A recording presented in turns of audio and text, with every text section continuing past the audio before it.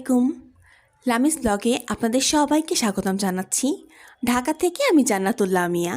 আশা করছি যে যেখান থেকে বসে আজকে আমার ভিডিওটি দেখছেন তারা সবাই ভালো আছেন এবং সুস্থ আছেন। আলহামদুলিল্লাহ, আমিও আমার পরিবার নিয়ে খুব ভালো আছি। এটি ছিল শুক্রবার সকালবেলা। তো সকালে আজকে একটু দেরি করে উঠেছিলাম যেহেতু শুক্রবার। তো এই কারণে ওঠার পর আমি কিন্তু টুকিটাকি কাজ করে নিয়েছি, আর এখন কিন্তু একাই নাস্তাটা করে নিচ্ছি কারণ বাকি সবাই ঘুমোচ্ছে। তো আজকে যেহেতু একটা দিনই ওরা ছুটি পায়, তো এই কারণে আমি আর ওদেরকে বেশি জোরাজোরি করে ডাকিনি, ওরা একটু পরেই উঠবে।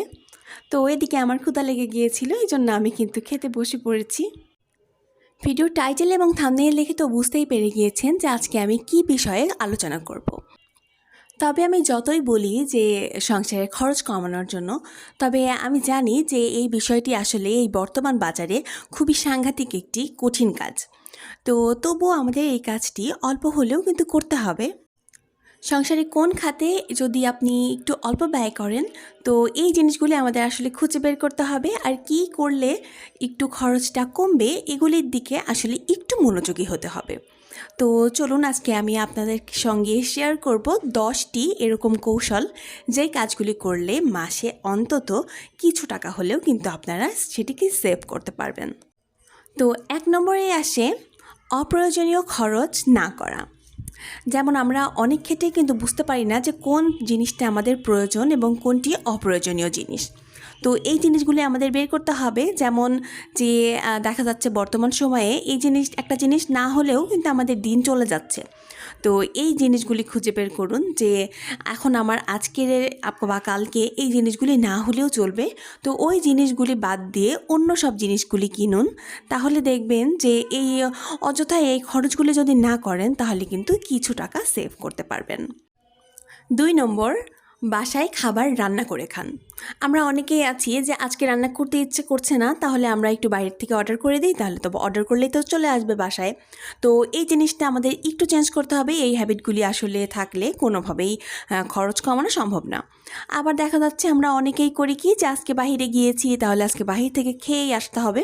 তো এইগুলি আসলে করা যাবে না। তো দেখা যাচ্ছে যে বাহির থেকে খাবার না কিনে এনে বা রেস্টুরেন্টে না খেয়ে দেখা যাচ্ছে ওই টাকাতেই কিন্তু বাসায় আমরা বেশ সুন্দর করে একদম ভুরি ভোজ করতে পারবো।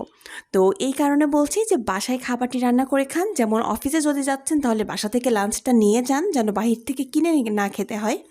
তো এই কাজগুলি করলে কিন্তু একটু সেভ করতে পারবেন।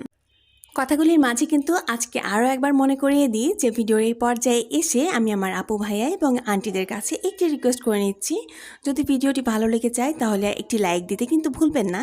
আর যদি খুব বেশি ভালো লেগে যায় তাহলে কিন্তু চ্যানেলটি সাবস্ক্রাইব করে আমার পাশে থাকতে পারেন, এবং অবশ্যই পাশে থাকা বেল আইকনটি কিন্তু ক্লিক করে রাখবেন। এতে করে আমি যখনই ভিডিওটি আপলোড করব তখনই কিন্তু আপনার কাছে নোটিফিকেশন পৌঁছে যাবে এবং আপনি সেটি আপনার সময় মতো দেখে নিতে পারবেন। এবং 3 নম্বরে আসছে, এটি হচ্ছে খাবারের একটি বাজেট তৈরি করুন। যে আপনি মাসে বা সপ্তাহে কোন জিনিসটা খেতে চান। দেখা যাচ্ছে মাছ খেলেন, ডিম খেলেন বা মাংস। তো 1 মাসে কয় দিন ডিম খাবেন বা মাংস খাবেন বা মাছ খাবেন, এইগুলি একটু ভাগাভাগি করে নেবেন আর সেই অনুযায়ী বাজার করবেন, তাহলে ইনশাল্লাহ একটু কমাতে পারবেন। 4 নম্বর, যেসব আপু ভাইয়ারা কিনা ব্র্যান্ডের উপরে একটু বেশি আসক্ত, দেখা যাচ্ছে ব্র্যান্ডের কাপড় চোপড় বা জিনিসপত্র এগুলি ছাড়া কিন্তু তাদের চলে না। তো তাদের ক্ষেত্রে বলা যায় যে যখন প্রোডাক্টগুলি সেল দিবে, এমন অনেক সময় কিন্তু থাকে যে দেখা যাচ্ছে 50% 70%ও কিন্তু অনেক জিনিসে ছাড় দেয়। তো সেই সেলের জিনিসগুলি কিনলে কিন্তু আপনাদের যেমন প্রোডাক্টগুলিও ভালো পাচ্ছেন, তেমনি নিজের মনকেও কিন্তু একটু স্যাটিসফ্যাকশন দিতে পারছেন যে ঠিক আছে, জিনিসগুলি ভালো কিনেছি, ব্র্যান্ডেরই আছে। তো 5 নম্বরে আসে হচ্ছে লোকাল প্রোডাক্টগুলি কিনুন। দেখা যাচ্ছে অনেক লোকাল প্রোডাক্ট কিন্তু আছে যেগুলির কোয়ালিটি ভালো, অনেক কিছুতেই কিন্তু সেই মানগুলি ভালো থাকে। তো আমরা চেষ্টা করব যে ওই একদম ব্র্যান্ডের দিকেই না ঝুঁকে দেখা যাচ্ছে কিছু জিনিস আমরা লোকাল প্রোডাক্টগুলি ইউজ করলাম, তাহলে কিন্তু দেখা যাচ্ছে যে ওই জিনিসগুলি কিন্তু খারাপ হয় না। তো দেখা যাচ্ছে খারাপ জিনিস আমরা মনে করে কিনি না, কিন্তু দেখা যাচ্ছে আমরা লোকাল প্রোডাক্টগুলি যদি কিনি তাহলে কিন্তু ওই যে আমরা অনেক বেশি কস্টলি জিনিসপত্র কিনছি, তো ওইগুলি কিন্তু ওখান থেকে একটু হলেও আমরা সেভ করতে পারবো। 6 নম্বরে আসে হচ্ছে প্রাকৃতিক ভেন্টিলেশন। এখন প্রাকৃতিক ভেন্টিলেশন বলতে কী এরকম বোঝাই যে দেখা যাচ্ছে আমরা অনেক সময় হয় কি যে আমার পুরো বাড়ির লাইট তারপর ফ্যান এগুলি সব আমরা দিয়ে রেখেছি এবং আমরা বেশিরভাগ মানুষেরই কিন্তু এখন বাসায় এসি রয়েছে। তো এসিটা কি দেখা যাচ্ছে এটা এখন অবশ্য বিলাসিতা পণ্য নয়, এটি আসলে এখন প্রয়োজনীয় হয়ে গিয়েছে। তবে এখন বর্তমান বাজারের অবস্থা বুঝে কিন্তু আমরা চাইলেই এসিটা একটু অফ করে আমরা দেখা যাচ্ছে জানালাগুলি খুলে দিলাম, তাহলে কিন্তু প্রাকৃতিক বাতাসও আসতে পারছে। তো এই সব নানান দিক দিয়ে চিন্তাভাবনা করতে গেলে কিন্তু অল্প হলেও আপনি এদিক থেকেও একটু সেভ করতে পারবেন। 7 নম্বর, পাবলিক ট্রান্সপোর্ট। এদিক থেকে আপনি যদি পাবলিক ট্রান্সপোর্টে ওঠেন, যেমন বাসে, যদি বাসে ওঠেন তাহলে কিন্তু আপনার খরচটা কম হবে। আবার যদি আপনি মেট্রোতে ওঠেন তাহলেও কিন্তু আপনার খরচটা অনেক বেশি কম হবে। কিন্তু আপনি যদি এই দুটিতে না উঠে দেখা যাচ্ছে আপনি উবার নিলেন বা ট্যাক্সিতে উঠলেন, কিংবা দেখা যাচ্ছে যদি সিএনজি নেন, তো এই দিক থেকে দেখতে গেলে কিন্তু আপনার কিন্তু অনেক বেশি খরচ হয়ে যাবে। তো এই অভ্যাসগুলি ত্যাগ করতে যদি পারেন তাহলে কিন্তু দেখা যাচ্ছে বাসে বা মেট্রোতে এগুলিতে উঠলে কিন্তু আপনি কম খরচের মধ্যে এগুলিতে একদম সুন্দর করে ম্যানেজ করতে পারবেন। তো দেখা যাচ্ছে এই ছোট ছোট দিক থেকে কিন্তু দেখতে গেলে অনেক টাকা কিন্তু সেভ করতে পারবেন মাসে। 8 নম্বর, ইউটিলিটি ইউজেস কমানো। দেখা যাচ্ছে আমরা করি কি যে 3-4 রুম আমার বাসায় আছে, তো সেইখানে আমরা 2 জন 2 রুমে রয়েছি, কিন্তু আমরা বাকি সব কিছুতেই লাইট ফ্যান দিয়ে রেখে দিয়েছি। তো কেন, এটা তো দরকার নেই আসলে, তাই না? যে আমি একটা রুমে আছি, তাহলে ওই একটা রুমেরই লাইট ফ্যান এগুলি জ্বলুক, তো বাকিগুলি তো আসলে অফ করে রাখা উচিত। তো আমি কিন্তু নিজেও এই কাজটা আগে করতাম, যে মনেই থাকতো না এগুলি অফ করে দেওয়ার কথা। তো তারপর কিন্তু বেশ একটু সতর্ক হয়েছি, নিজেও কিন্তু এই কাজগুলি এখন আর করি না, বেশ একটু সতর্কতা অবলম্বন করি। তো এই জিনিসগুলি যদি আপনারাও করতে পারেন তাহলে হয়তো বা হবে কি যে আপনার বিদ্যুৎ বিলটা কিন্তু একটু কম আসবে। তো আপনাকে আসলে যেভাবেই হোক খরচটা কমাতে হবে আপনার সংসারে। তো সংসারের নানান দিক বিবেচনা করে কিন্তু আপনি এই দিক থেকেও কিছুটা টাকা সেভ করতে পারবেন। 9 নম্বর, আপনার বাসার ইলেকট্রিক জিনিসগুলি বন্ধ রাখুন।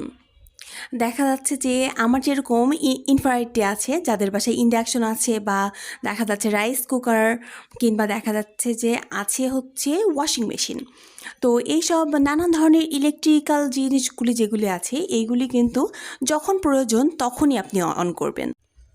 রান্নাবান্নার ক্ষেত্রে ধরুন তো দেখা যাচ্ছে যে কেউ যদি ইনফ্রারেড বা ইন্ডাকশন ইউজ করেন বা রাইস কুকার ইউজ করেন, তো সেক্ষেত্রে আমার রান্নাবান্না হয়ে গিয়েছে তখন কিন্তু সোজা ওই প্লাগটি অফ করে দেবেন, মানে সুইচটি অফ করে দেবেন।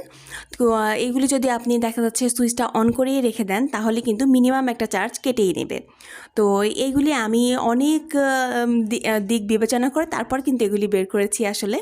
তো এই কারণে আমি নিজে যেহেতু এই জিনিসগুলি ফেস করেছি এই কারণেই বলছি। তো এখন কিন্তু আমি আমার ইন্টারনেটের রান্না শেষ হওয়া মাত্রই আমি কিন্তু সুইচটা অফ করে রাখি।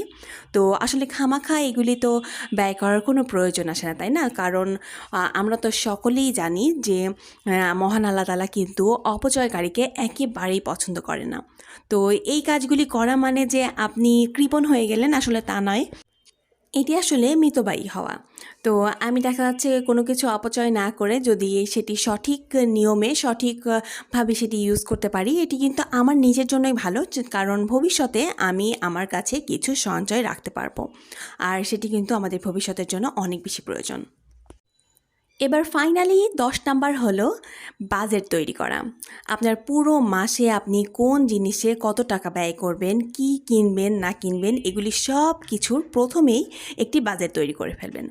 আর এই বাজেট যদি তৈরি করে ফেলেন তাহলে কিন্তু আপনি বেশ একটু খরচের দিকে আয়ত্ত করতে পারবেন, যে আপনি জানতে পারছেন প্রথমেই যে আপনি কোন জায়গায় কত টাকা খরচ করবেন এবং কত টাকা আপনি সেভ করতে পারবেন। কারণ আমাদের কিন্তু উচিত ভবিষ্যতের জন্য কিছু টাকা সেভ করে রাখা। তো যাই হোক, আজকে কিন্তু অনেক কথা বলে ফেলেছি। তো অনেকের ভালো লাগবে, অনেকের খারাপ লাগবে, এটি আসলে আমি জানি। তো যদি কোনো কিছু ভুল বলে থাকি তাহলে প্লিজ সেটি ক্ষমা সুন্দর দৃষ্টিতে দেখার চেষ্টা করবেন, এবং যদি ভালো লেগে থাকে তাহলে কিন্তু একটি লাইক দিতে ভুলবেন না আমার চ্যানেলটিতে। তো এই যে আমি কিন্তু রান্না বান্না সব করে নিয়েছি, নাস্তা পানি সব করেছি। এরপর কিন্তু রাতে আমি আরহামকে এই যে খাইয়ে দিচ্ছিলাম, আর ওরা দুজন এখনও খাচ্ছে না, পরে খাবে। তো ওই জন্য বেড়ে রেখে দিয়েছি, একটু পরে কিন্তু ওরাও খেতে বসে পড়বে। তো আজকে ভিডিওটি আর বেশি বড় করছি না, এমনিতেই বড় হয়ে গিয়েছে। তো দেখা হয়ে যাবে পরের ভিডিওতে। সবাই ভালো থাকবেন, সুস্থ থাকবেন। খোদা হাফেজ।